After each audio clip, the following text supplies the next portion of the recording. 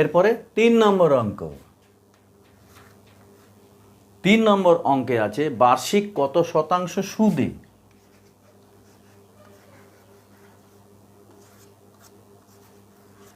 বার্ষিক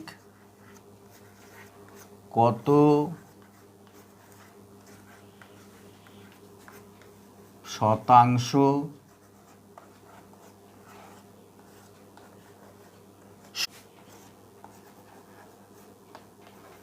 কোনো আসল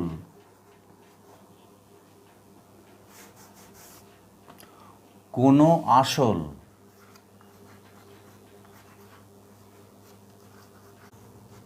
8 বছরে দ্বিগুণ হবে।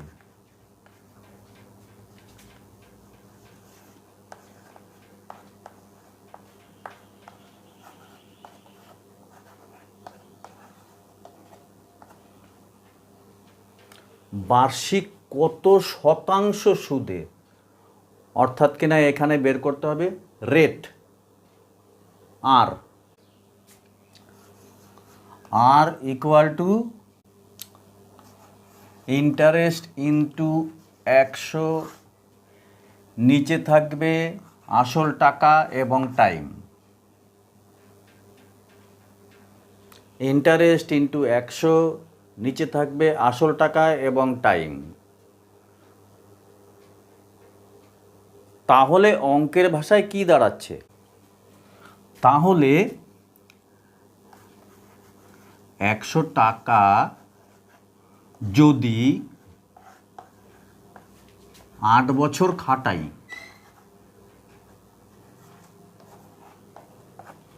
8 বছর খাটাই, তখন কি হয়? 100 টাকাটা 200 টাকা হয়, অর্থাৎ ডবল হয়, 200 টাকা হয়।